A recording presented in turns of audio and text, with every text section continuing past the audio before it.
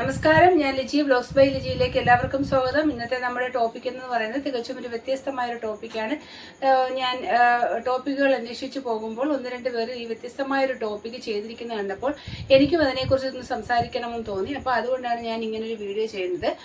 മലയാള സിനിമയിൽ കുറച്ച് കാലങ്ങൾക്ക് മുമ്പ് ചില നടികൾ വരികയും വന്ന് നടികൾ അഭിനയിക്കുകയും ആ അഭിനയിച്ച ഒട്ടുമിക്ക കഥാപാത്രങ്ങളും സൂപ്പർ ഹിറ്റുകളായി മാറുകയൊക്കെ ചെയ്തിട്ടുണ്ട്. പക്ഷെ കുറച്ച് കാലങ്ങൾക്ക് ശേഷം അവരെ നമ്മൾ പിന്നെ കാണാറേ ഇല്ല. അവരെക്കുറിച്ച് അവർക്കൊക്കെ എന്ത് സംഭവിച്ചു നമ്മൾ അന്വേഷിക്കാറും നമ്മൾ പലപ്പോഴും നമ്മുടെ ഉള്ളിൽ അങ്ങനെ ചോദിക്കുകയോ അവരെ കാണുന്നില്ലല്ലോ, അവർക്ക് എന്ത് പറ്റിയെന്ന് അറിയില്ലല്ലോ. അങ്ങനെ ഒരു നടിയാണ് കനക. നമ്മുടെ ഗോഡ് ഫാദർ, വിയറ്റ്നാം കോളനി, അങ്ങനെ ആ ഇടയ്ക്ക് ഒരു നീണ്ട ഒരു 5-6 സിനിമയോളം അവർ അഭിനയിക്കുകയും തുടർച്ചയായിട്ട് അഭിനയിക്കുകയും ആ അഭിനയിച്ച സിനിമകളൊക്കെ തന്നെ സൂപ്പർ ഹിറ്റ് ആവുകയും ചെയ്തിരുന്നു. പക്ഷെ പിന്നെ പെട്ടെന്ന് ആ നടിയെക്കുറിച്ച് ആർക്കും ഒന്നും അറിയാതെയായി. കുറച്ച് കാലം കഴിഞ്ഞപ്പോൾ ഒരു വാർത്തകളിലൊക്കെ വന്നിട്ട് പറഞ്ഞു അവരുടെ അമ്മ മരിച്ചുപോയി. അമ്മയായിരുന്നു അവർക്ക് സപ്പോർട്ടായിട്ടുണ്ടായിരുന്നത്. അമ്മയുടെ അണ്ടറിലായിരുന്നു അവർ താമസിച്ചിരുന്നത്. അമ്മ മരിച്ചപ്പോഴേക്കും ആള് കുറച്ച് ഉൾവലിഞ്ഞു. അതിൻ്റെ ആ ഒരു വിഷമത്തിൽ പിന്നെ ഒരു ഇൻഡസ്ട്രിയിൽ നിന്ന് കുറച്ച് കാലത്തേക്ക് വിട്ടു നിൽക്കുകയാണെന്നൊക്കെ അറിയാൻ കഴിഞ്ഞു. മാത്രമല്ല ആ സമയത്തൊക്കെയും ഇവർ മലയാളത്തിൽ അഭിനയിക്കുന്ന അതേ സമയത്ത് തന്നെ തമിഴിലൊക്കെ ഒരുപാട് സൂപ്പർ ഹിറ്റ് സിനിമകൾ സമ്മാനിച്ചുകൊണ്ടേയിരിക്കുന്ന ഒരു നല്ലൊരു നടി തന്നെയായിരുന്നു. പെട്ടെന്നായിരുന്നു ഇങ്ങനൊരു സംഭവം ഉണ്ടായത്. കുറച്ച് കാലങ്ങൾക്ക് ശേഷം ഈ നടി തന്നെ പുറത്തേക്ക് വരികയും അവരുടെ വിവാഹം കഴിഞ്ഞെന്നും ഇങ്ങനെ അമ്മ മരിച്ചു എന്നും പിന്നെ വിവാഹം കഴിഞ്ഞു എന്നൊക്കെ പറഞ്ഞു.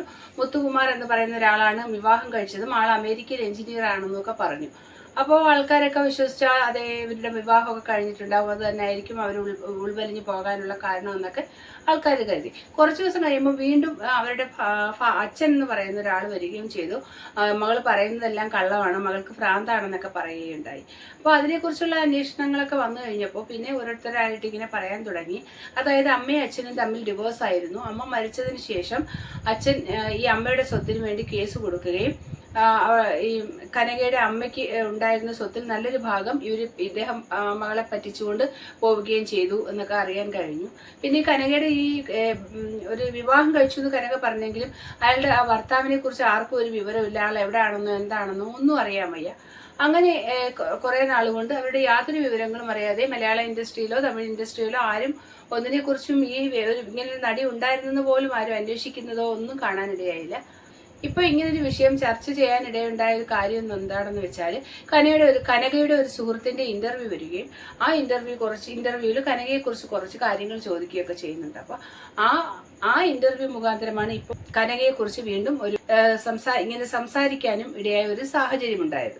അപ്പൊ ഈ സുഹൃത്തും പറയുന്നത് ഈ കനകയുടെ അമ്മ മരിച്ച വിവരവും അച്ഛൻ ഡിവോഴ്സ് ആയിരുന്നു അച്ഛനും അമ്മയും തമ്മിൽ. പക്ഷെ അച്ഛൻ വന്നവരുടെ സ്വത്തൊക്കെ പറ്റിച്ചുകൊണ്ട് പോവുകയും അങ്ങനെ സാമ്പത്തികമായും മാനസികമായൊക്കെ തളർന്നിരിക്കുന്ന സമയത്ത് സാമ്പത്തികമായും ഒരുപാട് കൂടെ നിന്നവരൊക്കെ ചതിച്ചത് തന്നെയാണെന്നാണ് പറയുന്നത്. ഇപ്പോഴും പക്ഷേ ആ കനക പണ്ട് മുതലേ താമസിക്കുന്ന ആ ഒരു പൊട്ടിപ്പൊളിഞ്ഞ വീട്ടിൽ തന്നെയാണ് താമസിക്കുന്നത് എന്നാണ് അറിയാൻ കഴിയുന്നത്. അവിടെ ഇപ്പോഴും സ്വിഗ്ഗിക്കാരും സൊമാറ്റോക്കാരും അല്ലാതെ മറ്റൊരു മനുഷ്യരും അവിടെ ചെല്ലുന്നില്ലെന്നാണ് നമുക്ക് ഇവരുടെ സുഹൃത്തിന്റെ ഇന്റർവ്യൂവിൽ നിന്ന് നമുക്ക് മനസ്സിലാക്കാൻ കഴിയുന്നത്. കുറച്ച് കാലങ്ങൾക്ക് മുമ്പ് ഒരു 10-13 പൂച്ചയോളം ആ വീട്ടിൽ കനകയോടൊപ്പം കൂട്ടിലുണ്ടായിരുന്നു എന്നും ആ പൂച്ചകളൊക്കെ പിന്നീട് അവർ ഒഴിവാക്കിയെന്നും ഒരാൾക്ക് പുറത്തുനിന്ന് ഒരാൾ വന്നാൽ ആ വീട്ടിലേക്ക് കയറാൻ തന്നെ മടിക്കും, അങ്ങനെയുള്ളൊരു സാഹചര്യത്തിലാണ് അവർ ജീവിക്കുന്നതെന്നും ഒക്കെ പറയുന്നുണ്ട്. അപ്പോൾ ഇത്രയും സിനിമയിൽ അഭിനയിച്ച ഒരു നടിയാണ്. അവരുടെ സാമ്പത്തിക ഭദ്രത അന്നേ നല്ല രീതിയിലുള്ള ഒരു സാമ്പത്തിക ഭദ്രതയുള്ള ഒരു നടിയാണ്. ഇവരുടെ സമ്പത്തിന് എന്ത് സംഭവിച്ചു, ഇവരുടെ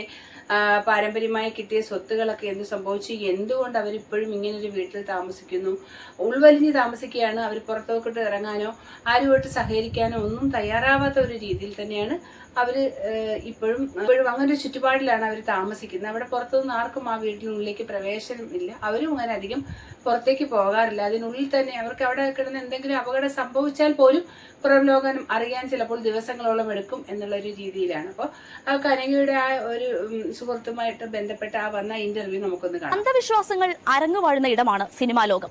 അത്തരമൊരു കെണിയിൽ അകപ്പെട്ടതിനിടെയാണ് കനക മുത്തുകുമാറിനെ പരിചയപ്പെടുന്നതും. മരിച്ചുപോയ അമ്മയുടെ ആത്മാവുമായി സംസാരിക്കാമെന്ന് പറഞ്ഞ് അമുത എന്ന സ്ത്രീ കനകയെ പറ്റിച്ചു എന്നതാണ് പുറത്തുവന്ന വാർത്ത. അമുതയുടെ തന്ത്രങ്ങളിൽ അകപ്പെട്ടുപോയ കനക അമ്മ തന്നോട് പലതും പറയുന്നതായി വിശ്വസിച്ചു. അമുത പറയുന്ന വാക്കുകൾ അക്ഷരം പ്രതി കനക അനുസരിച്ചു. അമുത വഴിയാണ് മുത്തുകുമാറുമായി കനക അടുക്കുന്നത്. അമുദയെ വിശ്വസിച്ച കനകയ്ക്ക് വലിയ രീതിയിലുള്ള സാമ്പത്തിക നഷ്ടമുണ്ടായതായും റിപ്പോർട്ടുകൾ പുറത്തുവന്നു. പിന്നീട് കനകയെ ആരും കണ്ടില്ല. ചെന്നൈയിലെ രാജ അണ്ണാമലൈപുരത്തുള്ള വീടിനുള്ളിൽ പുറം ലോകവുമായി യാതൊരു ബന്ധവുമില്ലാതെ കഴിയുകയായിരുന്നു കനക. ഒരിക്കൽ അടഞ്ഞുകിടന്ന വീടിനുള്ളിൽ നിന്ന് പുക ഉയരുന്നത് കണ്ട അയൽവാസികൾ ഫയർഫോഴ്സിൽ വിവരം അറിയിക്കുകയും അവരെ തിരിച്ചയക്കുകയും ചെയ്തു. എത്തിയപ്പോൾ ഇവിടെ കുഴപ്പമൊന്നുമില്ലെന്ന് പറഞ്ഞ് കനക അവരെ തിരിച്ചയക്കുകയും ചെയ്തുവെന്ന് പ്രാദേശിക മാധ്യമങ്ങൾ റിപ്പോർട്ട് ചെയ്തു. പിന്നീട് കനക വീണ്ടും മാധ്യമങ്ങൾക്ക് മുന്നിലെത്തുന്നത് അച്ഛനുമായുള്ള സ്വത്ത് തർക്കത്തെ തുടർന്നാണ്. അന്ന് പതിവിലും കരുത്തോടെ ലോകം കനകയെ കണ്ടു. അമ്മ ദേവികയുടെ അളവറ്റ സ്വത്തിന്റെ ഒരേ ഒരു അവകാശി കൂടിയാണ് കനക. അച്ഛൻ ദേവദാസ് സ്വത്ത് അപഹരിക്കാൻ ശ്രമിക്കുന്നുവെന്നും മരിച്ചുപോയ അമ്മയെക്കുറിച്ച് അപവാദം പറയുന്നുവെന്നും കനക പരാതിപ്പെട്ടു. അതിനിടയിലാണ് കനക മരിച്ചുവെന്ന വാർത്തയും വ്യാപകമായി പ്രചരിച്ചത്. അവസാനം താൻ മരിച്ചിട്ടില്ലെന്ന മാധ്യമങ്ങൾക്ക് മുന്നിൽ നേരിട്ടെത്തി കനക പറഞ്ഞു. അവിടെയും തീർന്നില്ല വ്യാജ പ്രചരണങ്ങൾ. കനകയ്ക്ക് ക്യാൻസർ ആണെന്നും കഥകൾ പരന്നു. അന്ന് ചില അഭിമുഖങ്ങളിൽ പ്രത്യക്ഷപ്പെട്ട കനക തനിക്ക് യാതൊരു അസുഖവുമില്ലെന്നും ചികിത്സയ്ക്കായി ആലപ്പുഴയിൽ പോയെന്നുള്ള വാർത്തകൾ വ്യാജമാണെന്നും തുറന്നടിച്ചു. അതിനുശേഷം കനക പൊതുമണ്ഡലത്തിലേക്ക് വന്നതേയില്ല. ചെന്നൈയിലെ വീട്ടിൽ പുറം ലോകവുമായി യാതൊരു ബന്ധവുമില്ലാതെ കഴിയുന്നു എന്ന് മാത്രം എല്ലാവരും അറിഞ്ഞു. കനകയെ പുറത്തേക്ക് കണ്ടിട്ട് വർഷങ്ങളായെന്ന് പരിസരവാസികൾ പറയുന്നു. ഡെലിവറി ഏജന്റുമാരല്ലാതെ ആരും കനകയുടെ വീട് തേടി വരാറില്ലെന്ന് സഹകരിക്കാനൊക്കെ ഉണ്ടാക്കുന്ന ഒരു ബുദ്ധിമുട്ട് എന്നാണ് നമുക്ക് ഇത് ഈ വീഡിയോയിൽ നിന്നൊക്കെ മനസ്സിലാക്കാൻ കഴിയുന്നത്. ரொம்ப வருத்தமா இருக்கு. ஏன்னா தேவிகா அக்கா கையால ஊட்டப்பட்டு வளர்ந்த குழந்தை. நான் ஷூட்டிங்ல சாதம்லாம் பிசைஞ்சு ஊட்டி விடுவாங்க. ஸோ என்னுடைய ஃபேன்ஸ், என்னுடைய கேபி டிவி பார்க்குறவங்க எல்லாம் கனகா அவர்களை போய் பாருங்க, கனகாவை போய் பாருங்க சொல்லிக்கிட்டே இருந்தாங்க. சரின்னு சொல்லி அவங்கள பார்க்கறதுக்காக போனா வீடு யாரு போனாலுமே வீடு பூட்டி தாங்க இருக்கு. பூட்டுனா கூட சாதாரண பூட்டு கிடையாது, அருந்ததி பூட்டு மாதிரி இருக்கும். அந்த படத்துல எல்லாம் பெரிய பெரிய பித்தளை பூட்டு, பெரிய பெரிய சங்கிலி. வீடே ரொம்ப பெயிண்டே இல்லாம, அந்த ஜன்னல் எல்லாம் இது கிட்ட நம்ம அபிராம்புரத்துக்கு கிட்ட வீடே ரொம்ப பழமையா இருக்கும். ஸோ எப்படிடா உள்ள போறதா இல்லையா, ஒரு லைட்டு மட்டும் எரிஞ்சுது. எப்படி தாண்டி குதிக்க முடியாது, இது கேட்டு மேலே ஏறி குதிக்கிற வயசா எனக்கு. ஸோ என்னடா பண்ணுறது அப்படின்னு பார்த்துட்டு, ஒருவேளை டிரைவர் யாராவது குதிக்க சொன்னால் கூட ட்ரெஸ் பாசிங் ஆகிடும். அக்கம் பக்கத்தில் யாரை கேட்டாலும் எப்போ வருவாங்க தெரியாது, எப்போ போவாங்க தெரியாது. நாங்கள் கொஞ்சம் ட்ரிச்லிங்காக இருந்தது, காரில் உட்காந்துருந்தேன். கரெக்டாக ஆட்டோவில் இந்த பொண்ணு இறங்குச்சு. டிரைவர் சொன்னார், அம்மா பார்த்தா அவங்க மாதிரி இருக்குமா அப்படின்னாரு. திரும்பி பார்த்தா கனகா, ஆனால் கொஞ்சம் வெயிட் போட்டிருந்தாங்க. ரொம்ப அன்பா பேசுறாங்க. அக்கா எப்படிக்கா இருக்கீங்க, நல்லா இருக்கீங்களா? சரி, உங்கள்ட்ட பேசும்போது நார்மலா பேசுறாங்க. ரொம்ப நார்மலா பேசுறாங்க. மனெல்லாம் பாதிக்க மாதிரி தெரியல. இப்போ என்ன வயசு இருக்கு உங்களுக்கு? தெரியல, கூகுளில் தான் பார்க்கணும். 45க்கு மேலே தான் இருக்கும். பெருசா ஆகலையே. ஆகலை தான், அதான் வருத்தமா இருக்கு. ஏன்னா நாளைக்கு அவங்க இறந்தா கூட வெளியில தெரியவே 3-4 நாள் ஆகலாம். ஏன்னா வீட்டுக்குள்ள வேலைக்காரங்க யாரும் இருக்கிற மாதிரி தெரியல. அவங்களுக்கு என்ன உடம்பு இதன்னு கேட்டு കനക സിനിമയിലൂടെ സമ്പാദിച്ചതായാലും കനകയുടെ അമ്മയുടെ സ്വത്തായാലും അളവറ്റ സ്വത്തുവകകൾ ഉണ്ടെന്ന് ആണ് നമുക്ക് ഈ ഇന്റർവ്യൂവിൽ നിന്ന് മനസ്സിലാക്കാൻ കഴിയുന്നത്. പക്ഷേ ഇവരെ ആരൊക്കെയോ ഇവരെ വിശ്വസിച്ച് നിന്ന് ഇവരുടെ സമ്പത്ത് ഇല്ലാതാക്കുകയോ അല്ലെങ്കിൽ ഇവരെ ചതിക്കുകയോ ചെയ്തിട്ടുണ്ട്. ആ ഒരു വിശ്വാസവഞ്ചന കൊണ്ട് തന്നെയാണ് ഇവരിപ്പോഴും മറ്റുള്ളവരുമായിട്ട് സഹകരിക്കാനും പുറം ലോകവുമായിട്ട് ബന്ധപ്പെടാനുമുള്ള മടി ഇവർക്ക് ഉണ്ടാക്കി കൊടുക്കുന്നതെന്നാണ് നമുക്ക് മനസ്സിലാക്കാൻ കഴിയുന്നത്. പക്ഷേ ഈ മലയാളം ഇൻഡസ്ട്രിയിലോ തമിഴ് ഇൻഡസ്ട്രിയിലോ ഒക്കെ ഒരുപാട് അഭിനയിച്ചിട്ടുള്ള ഒരു വ്യക്തിയാണ്. പക്ഷേ ഫിലിം ഇൻഡസ്ട്രിയിൽ നിന്നോ അല്ലെങ്കിൽ ഫിലിമുമായിട്ട് ബന്ധപ്പെട്ട ഏതെങ്കിലും മലയാളം ഫീൽഡിൽ നിന്നോ തമിഴ് ഫീൽഡിൽ നിന്നോ ആരും ഇവരെക്കുറിച്ച് യാതൊന്നും അന്വേഷിക്കുന്നില്ല. ഇവരെപ്പോഴും ഇങ്ങനെ ഒരു ഒറ്റപ്പെട്ട ജീവിതം നയിക്കുന്നു.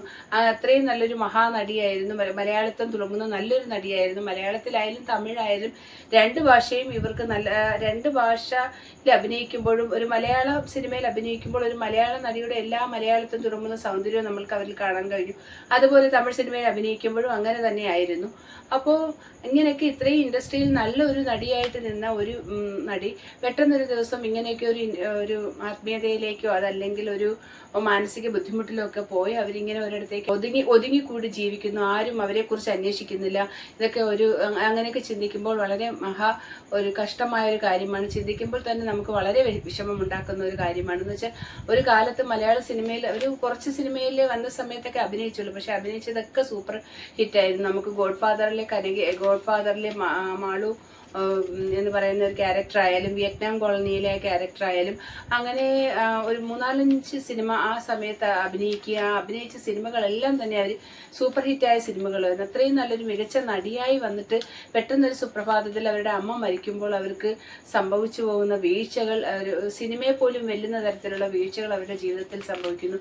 ആരും അവരെക്കുറിച്ചൊന്നും അന്വേഷിക്കുന്നില്ല. അവരും ആരെക്കുറിച്ച് ഒന്നും അന്വേഷിക്കാതെ തന്നെ ഒതുങ്ങിക്കൂടും. ടോപ്പിക്ക് തിരക്കി പോയപ്പോൾ ഇങ്ങനെ ഒരു ടോപ്പിക്ക് കണ്ടപ്പോൾ തീർച്ചയായിട്ടും വളരെ ഒരു സെന്റിമെന്റലായ ഒരു ടോപ്പിക്ക് ഒന്ന് ചർച്ച ചെയ്യണമെന്ന് തോന്നിയത് കൊണ്ടാണ്, സംസാരിക്കണമെന്ന് തോന്നിയത് കൊണ്ടാണ് ഇന്ന് ഞാൻ ഈ ടോപ്പിക്ക് എടുത്തത്. അപ്പൊ ഈ കനകയുടെ അമ്മ ഒരു വളരെ സ്നേഹത്തോടെ കൊണ്ട് നടന്ന ഒരു സിനിമാ നടി ഉണ്ടായിരുന്നു. ഇപ്പൊ അവരുമായിട്ടുള്ള ഇന്റർവ്യൂ ആണ് പുറത്തു വന്നിരിക്കുന്നത്. ആ അമ്മയെ ഈ കനകയുടെ അമ്മ ഒരുപാട് ഹെൽപ്പ് ചെയ്തിട്ടുണ്ട്. ആ ഒരു സ്നേഹം അവരുടെ മകളായ കനകയോടും ഈ അമ്മയ്ക്ക് ഉണ്ടാവുകയും ഒരു ദിവസം അവർ ഈ കനക താമസിക്കുന്ന വീട്ടിനുള്ളിൽ അടുത്തേക്ക് തിരക്കി പോവുകയും അവിടെ കുറേ സമയം വെയിറ്റ് ചെയ്തതിനു ശേഷം കനകയെ കാണാൻ കഴിഞ്ഞു, സംസാരിച്ചു. എന്ത് സഹായം വേണമെങ്കിലും അവർ ചെയ്യാൻ തയ്യാറാണെന്ന് പറഞ്ഞു. പക്ഷെ അവർ പറയുന്നത് പ്രകാരം കനകയ്ക്ക് ആളുകളോട് ഇന്ററാക്ട് ചെയ്യാൻ തീരെയും താല്പര്യമില്ല എന്നാണ് പറയുന്നത്.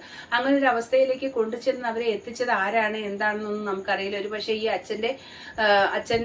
അമ്മ മരിച്ചതിന് ശേഷം അച്ഛൻ വന്ന് അമ്മയുടെ സ്വത്ത് തട്ടിക്കൊണ്ടു പോയതാവാം. അതല്ലെങ്കിൽ അവരുണ്ടാക്കിയ സ്വത്തും അമ്മയുടെ സ്വത്തുകളും പിന്നെയും ഒരുപാട് ബാക്കി ഉണ്ടായിരുന്നു. കൂടെ നിന്ന് അമ്മയുടെ ആത്മാവുമായിട്ട് സംസാരിക്കാൻ അവസരം ഉണ്ടാക്കി കൊടുക്കാമെന്ന് പറഞ്ഞ് നിന്ന് കൂടെ നിന്ന് ചതിച്ച ആൾക്കാരായിരിക്കും. ആ ആൾക്കാർ തന്നെയാണ് ഇവർക്ക് വിവാഹം കഴിക്കാനായിട്ട് ഇവർ പറയുന്ന ഈ ഹസ്ബൻഡിനെ തെരഞ്ഞെടുത്ത് കൊടുത്തത്. അപ്പം അവരും ഈ രണ്ട് കക്ഷികളും ചേർന്ന് ഒരു പക്ഷേ ഇവരുടെ സമ്പത്തുകളെല്ലാം കുറേയേറെ ഇവരെ പറ്റിച്ചിട്ടുണ്ടാവും. അങ്ങനെ ഒരുപാട് വിഷമതകൾ അനുഭവിച്ചത് കൊണ്ടാവാം ഇന്ന് ഇവർ ഈ നിലയിലേക്ക് എത്തിയിരിക്കുന്നതെന്നാണ് നമുക്കറിയാൻ കഴിഞ്ഞത്.